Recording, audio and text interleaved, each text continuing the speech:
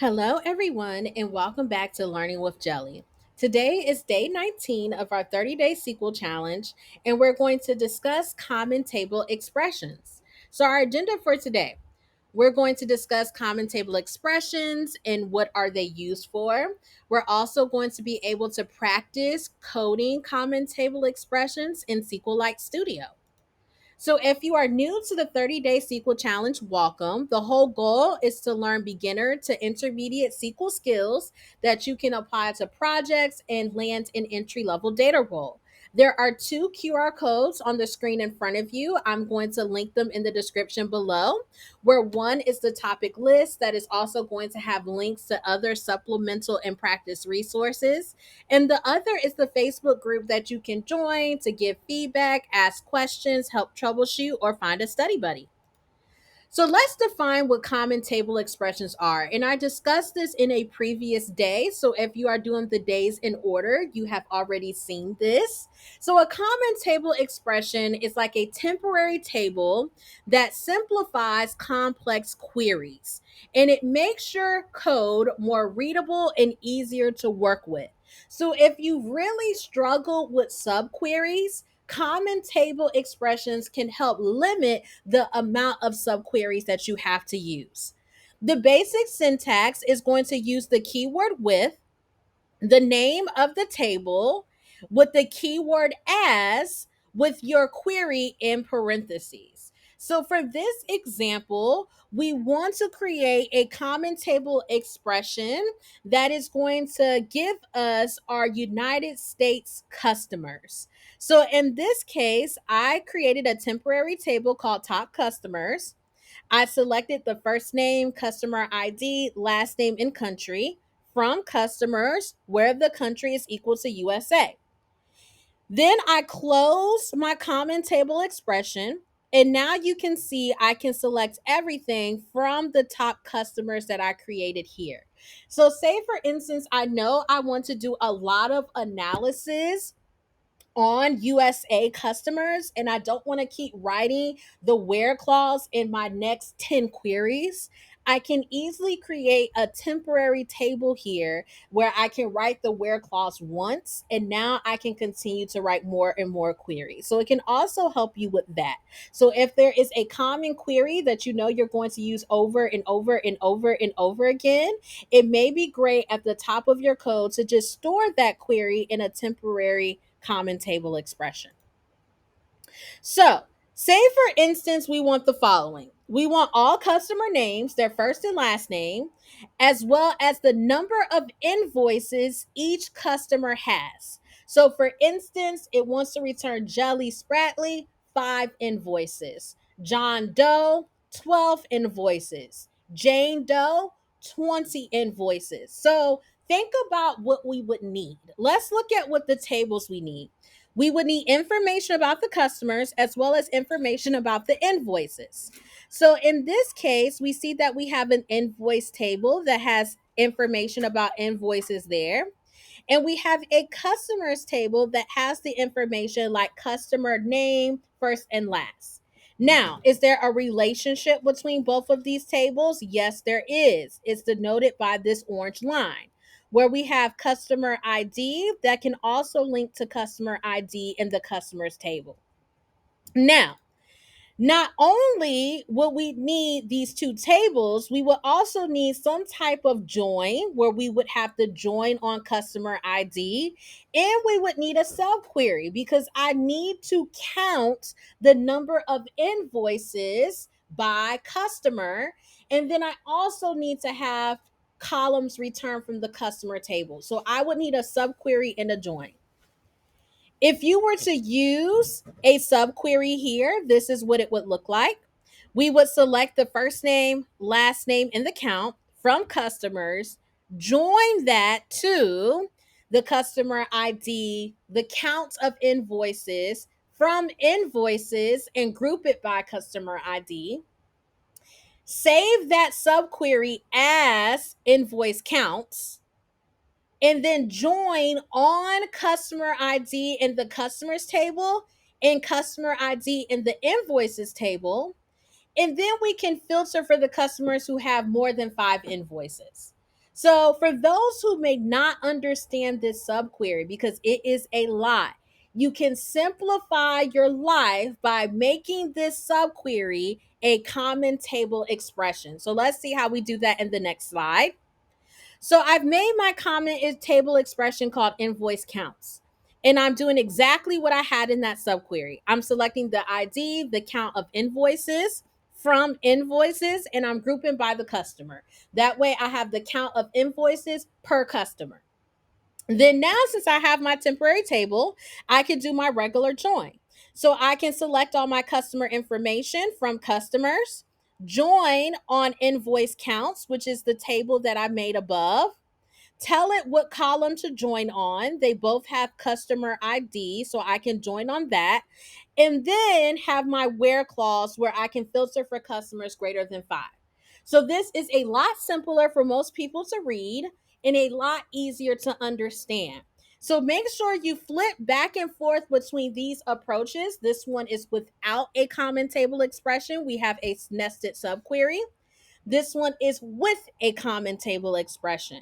And really pause the video to kind of digest this example. Now, if we need more than one temporary table, then we can create it.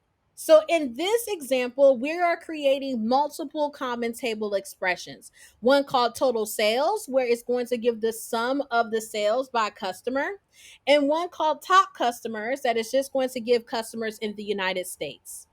And in this example, I'm able to select first name, last name, and sales amounts from top customers, which is here. Join total sales, and they both have a similar column, which is customer ID. And that is going to give me US customers in the sum of all of their invoices by US customer. So, really take a chance and look at this.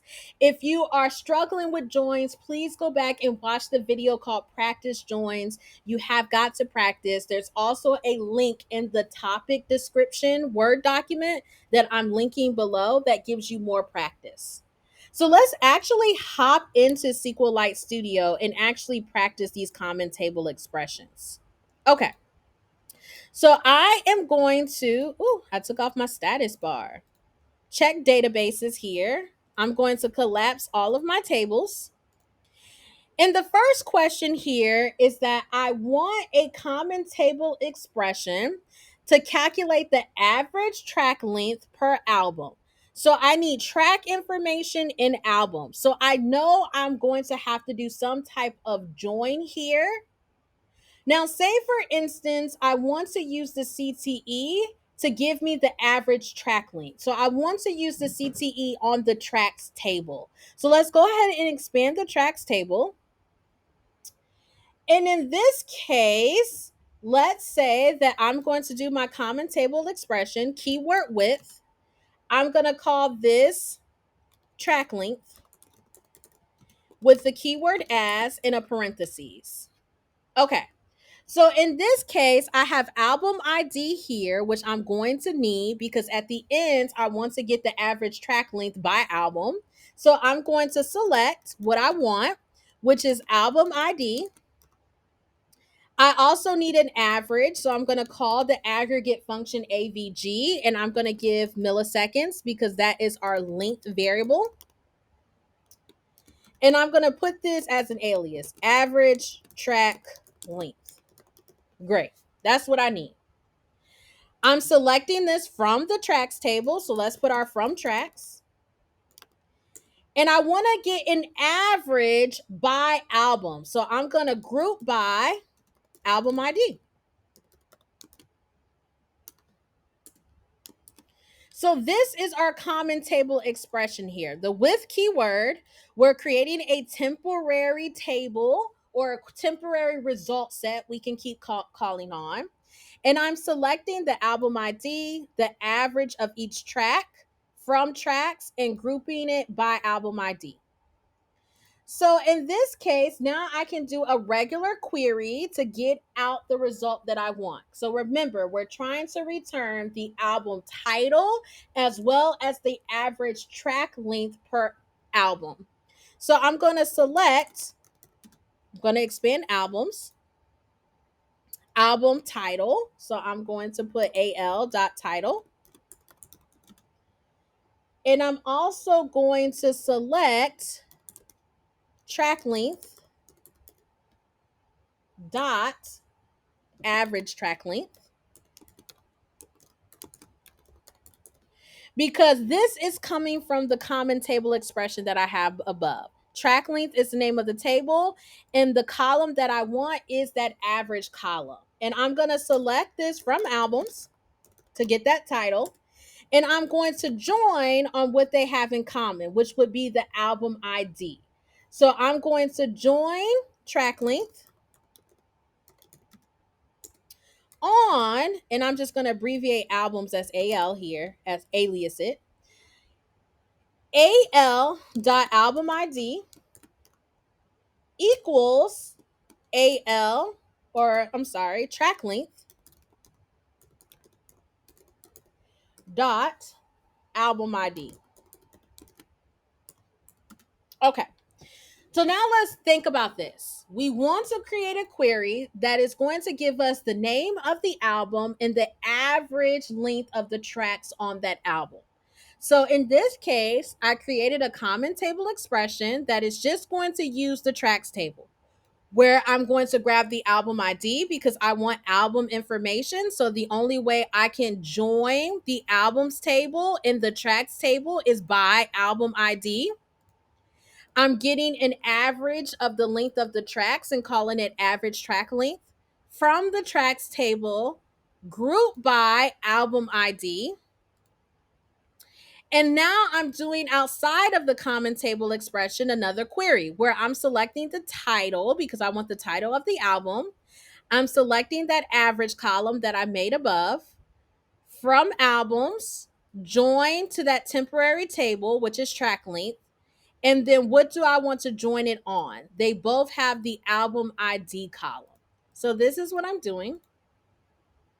And this is what I get, my average track length. Okay. And they're in milliseconds. So that's why these numbers look super, super big.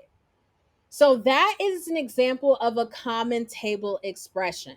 Now, the second example that I want you to try on your own is going to use two common table expressions. So just for a hint here, we want to use two common table expressions. One is going to get the total sales by customer ID, and the other is going to get the totals, is going to get USA customers only. Once we create these two common table expressions, we then want to do our select query where we join both of these temporary tables together. Now, I want you to practice that. Think about that. I'm going to put the answer in the description, and then we're going to talk about the answer on the next video. Okay, so let's go back into Google Chrome. So in essence, that's what common table expressions are.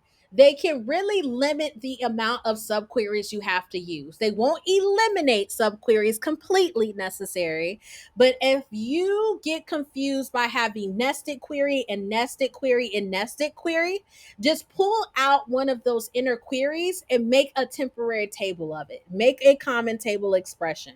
You then can use those temporary tables to still perform your joins, to still perform your analysis, and so forth. So please like this video, like this video, comment and subscribe. I'm going to put all my links in the description below, and I'll see you on video 20. Thank you so much. Bye-bye.